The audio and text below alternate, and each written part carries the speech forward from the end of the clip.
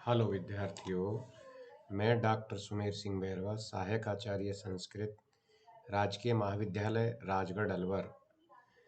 मैं आज जो बीए पाठ द्वितीय वर्ष के विद्यार्थी हैं, उन विद्यार्थियों के लिए उनका जो पाठ्यक्रम में अभिज्ञान शाकुंतलम नाटक जो महाकवि कालिदास द्वारा रचित है, उसकी व्याख्याएं मैं आज आपको प्रारंभ करने जा रहा हूँ। इससे पहले मैं आपको जो अभिज्ञान शाकुंतलम है, इस नाटक का परिचय, कथा वस्तु आदि मैं आपको पहले से ही बता चुका हूँ, लेकिन आज से मैं इसकी व्याख्या प्रारंभ करने जा रहा हूँ। तो कुछ संक्षिप्त रूप में मैं आज आपको इसकी कथा वस्तु का और इसके परिचय का वर्णन करने जा रहा हूँ। यदि इसकी पूरी परिचय और कवि का परिचय, कथा वस्तु है, तो आप पूर्व के वीडियो में देख करके आसानी से समझ सकते हैं। तो देखिए, अभिज्ञान शाकुंतलम जो नाटक है, इस नाटक के रचयिता महाकवि कालिदास माने जाते हैं, जो कि महाकवि कालिदास ने अपने जीवन काल में संपूर्ण जो 7 कृतियों की रचना की थी, जो 7 कृति आज वर्तमान में हमारे सामने उपलब्ध है, उसमें उन्होंने 3 तो नाटकों की रचना की थी और 2 महाकाव्य और 2 गीति काव्यों की रचना की थी। तो उनमें से एक जो नाटक अपने माना गया है, उस नाटक का नाम है अभिज्ञान शाकुंतलम। वैसे इसके 3 नाटकों में अभिज्ञान शाकुंतलम, विक्रमोर्वशीयम, अभिज्ञान शाकुंतलम है, एक है विक्रमो और वर्षियम और एक है मालविकाग्नि मित्रम। उसके अलावा 2 इसके गीति काव्य मेघदूत और ऋतु संहार माने जाते हैं। और इसके अलावा जो उसके महाकाव्य हैं, उन महाकाव्यों में रघुवंश का महाकाव्य महत्वपूर्ण महाकाव्य माना जाता है और कुमार संभव इसका महत्वपूर्ण महाकाव्य माना जाता है। इस प्रकार से 7 कृतियों की रचना महाकवि कालिदास ने की है। उन 7 कृतियों में जो सबसे महत्वपूर्ण नाटक माना गया है, वो अभिज्ञान शाकुंतलम माना गया है। इस अभिज्ञान शाकुंतलम की जो कथा वस्तु है, उसका भी वर्णन मैंने आपको पूर्व में कर दिया, लेकिन संक्षिप्त रूप से मैं आज आपको इसका वर्णन करने जा रहा हूँ। देखिए, जो ये अभिज्ञान शाकुंतलम नाटक है, इस नाटक का मुख्य नायक राजा दुष्यंत है और इसकी नायिका जो है मानी गई है, वो इसकी नायिका शकुंतला, जो अभिज्ञान शाकुंतलम का एक शीर्षक भी माना गया है, तो इसकी नायिका शकुंतला को माना गया है। तो इस नाटक का जो प्रारंभ होता है, वो प्रारंभ यहाँ पर बताया गया है कि एक बार राजा जो दुष्यंत है, वो शिकार खेलते खेलते हुए तपोवन के मृग तपोवन में पहुंच मृग का अनुसरण करते हुए महर्षि कण्व ऋषि के आश्रम में पहुंच जाते हैं और एक तपस्वी द्वारा उनको मृग को अवैध घोषित करने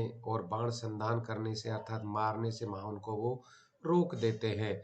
शकुंतला की किसी अनिष्ट की शांति के लिए जो निमित्त के लिए सोमतीर्थ गए हुए उनके जो कण्व श्री ऋषि है, वो आश्रम में दुष्यंत प्रवेश कर जाते हैं। शकुंतला अपनी सखियों के साथ अनसुईया और प्रियंवदा के साथ पेड़ पौधों को पानी पिला रही होती है।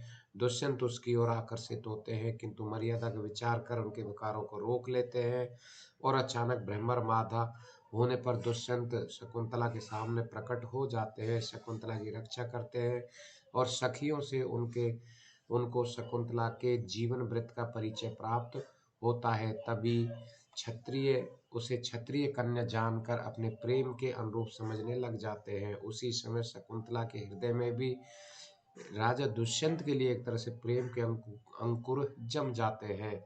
शकुंतला के साथ अपने विवाह के विषय में राजा आश्वस्त हो जाता है, परंतु प्रियंवदा की बातों को सुनकर शकुंतला एक तरह से रुष्ट हो जाती है। प्रियंवदा वृक्ष सिंचन से ऋण का स्मरण कराकर उसे रोकना चाहती है। राजा अंगूठी द्वारा शकुंतला को ऋण रहित करना चाहता है। अंगूठी पर अंकित दुष्यंत का नाम को पढ़ करके अनसुईया और प्रियंवदा जब एक दूसरे को ओर देखती है, तब राजा अपने को दुष्यंत न समझने का निवेदन करता है। नेपथ्य में से फिर ध्वनि आती है कि एक जंगल में हाथी के भयभीत होकर इधर उधर से भाग रहा है। भय क्रांता प्रियंवदा अनसुईया जाने लगती है। शकुंतला भी पैर से कांटा निकालने के बहाने घूमकर दुष्यंत को देखती हुई और वहां से वो चली जाती है। दुष्यंत के प्रति राजा भी खिन्न होकर के वहीं पर शकुंतला के प्रति राजा दुष्यंत भी खिन्न होकर के और वहीं पर पड़ाव डाल देता है और वहां से निकल जाता है।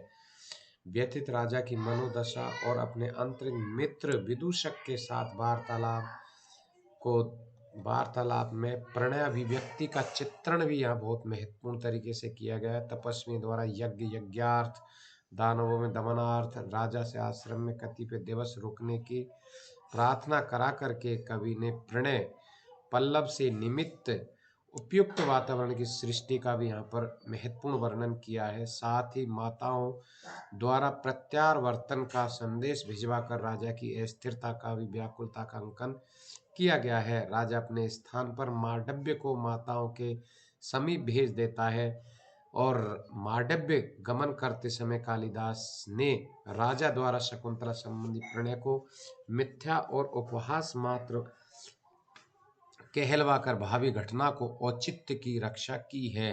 दुष्यंत और शकुंतला की प्रणय पीड़ा मिलन आमोद प्रमोद स्वाभाविक हृदय का भी यहाँ पर वर्णन हुआ है।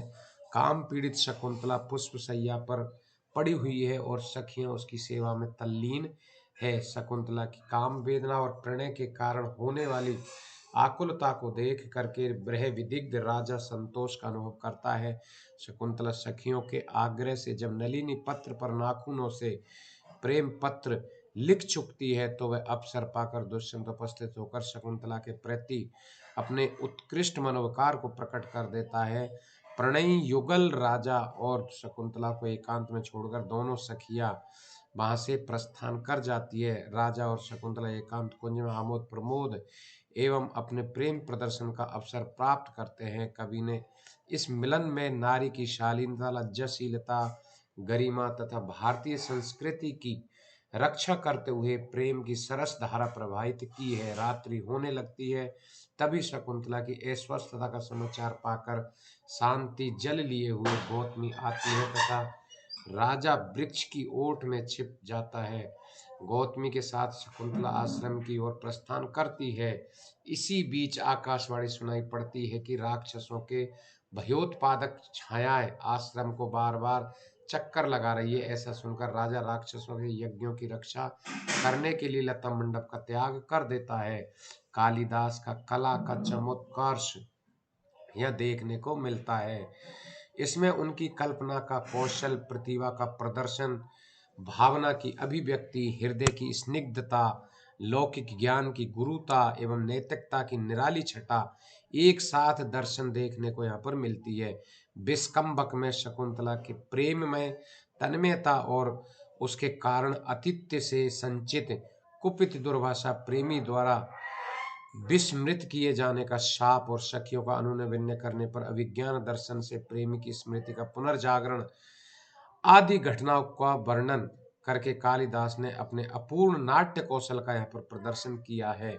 विस्कम्बक की इस घटना के कारण ही नाटक का नामकरण अभिज्ञान शाकुंतलम रखा गया है। इस अंक में ऋषि कण्व सोमतीर्थ से आकर गंधर्व विवाह के औचित्य को स्वीकार करते हुए शकुंतला को गर्भवती जानकर उसके प्रति पति गृह में भेजने की व्यवस्था करते हैं। इस समय कालिदास का हृदय मानो साकार कवित्व बनकर अवतरित हो गया हो। तपोवन की नीरव करुणा पितृ हृदय की कोमल भावनाओं का सामंजस्य पाकर बरवश नेत्रों से जल प्रवाहित करा देती है। सारा तपोवन शकुंतला के वियोग से व्यथित हो जाता है।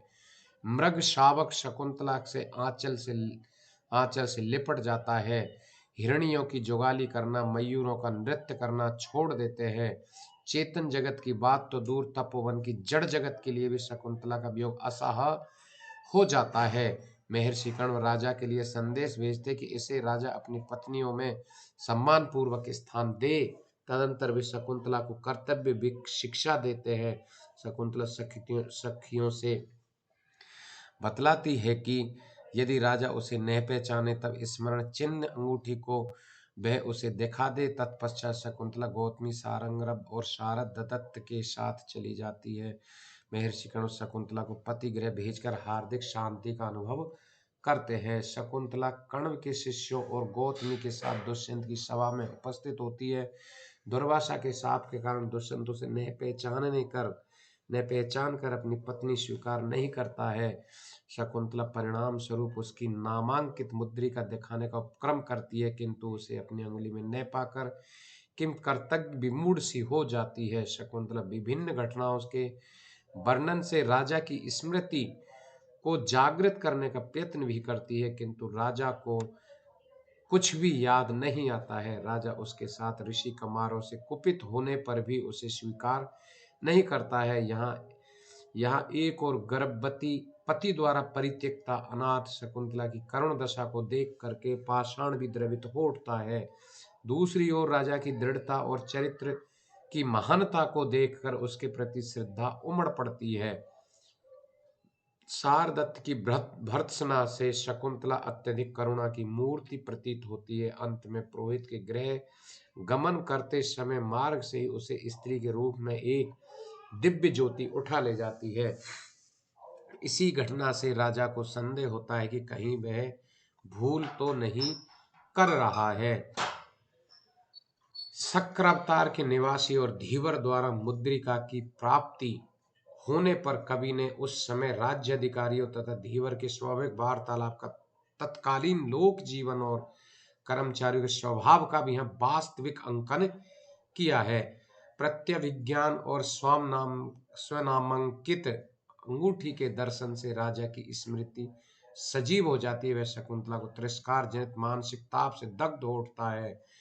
तत्पश्चात ज्वाला की दग्ध दुष्यंत चित्रांकन आदि के द्वारा मन बहलाने की चेष्टा करता है। उसका प्रेम परिताप की अग्नि के कारण कुंदन सा बन जाता है। उसी समय धनमित्र नामक संतानहीन व्यापारी की मृत्यु की सूचना पाकर राजा का ध्यान अपनी संतानहीनता की ओर जाता है और वह दुखी होने लगता है कि गर्भ धारण करने वाली उसकी पत्नी उसके द्वारा त्याग दी गई है। राजा की इसी अवस्था में कालिदास ने इंद्र सारथी मातली के द्वारा विदूषक मांडव्य को पीड़ित करा करके मांडव्य के अंतर्नाद से राजा को स्तंभित करके जो अचानक भाव परिवर्तन किया है, उसके द्वारा अपने मनोवैज्ञानिक संबंधी पांडित्य का प्रमाण भी उपस्थित किया है। वेदना का अचानक आश्चर्य, क्रोध, उत्साह और विनोद में परिणत होना कालिदास की कला का ही कार्य था। कर्तव्यशील राजा विरह व्यथा को त्याग कर अपने मित्र की मुक्ति हेतु ध्वनि के सहारे सरसंधान करता है। तभी मातली राजा के समक्ष उपस्थित होकर के इंद्र का संदेश सुनाता है और आप कहता है कि आपको काल नेमी के वंशज राक्षसों के दमन हेतु आमंत्रित किया गया है।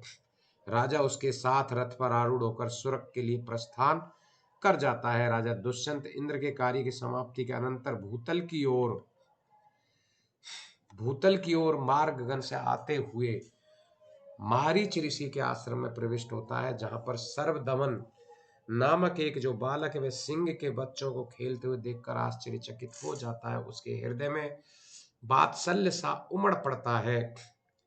उसे पुत्र की भांति स्नेह करते हुए गोद में उठा लेता है। उस समय बालक की भुजा में बंधी हुई अपराजिता नामक जो औषधि है वो गिर जाती है, जिसे राजा उठा लेता है।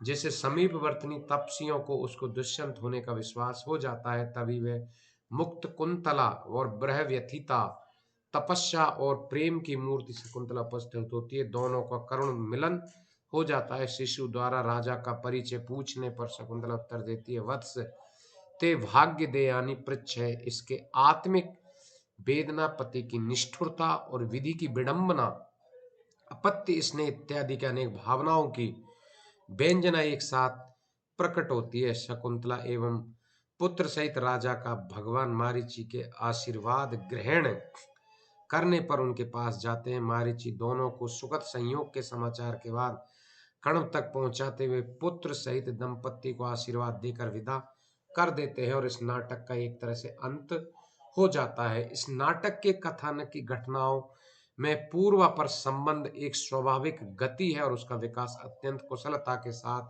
महाकवि कालिदास ने इसमें किया है। तो ये एक संक्षिप्त रूप से इसका जो सार है वो मैंने आपको प्रस्तुत किया है। अब मैं आपको इसका जो व्याख्या है वो वहाँ पर वर्णन करने जा रहा हूँ। आज का ये सार है, इसके वीडियो में आप इसको पढ़ सकते हैं। धन्यवाद।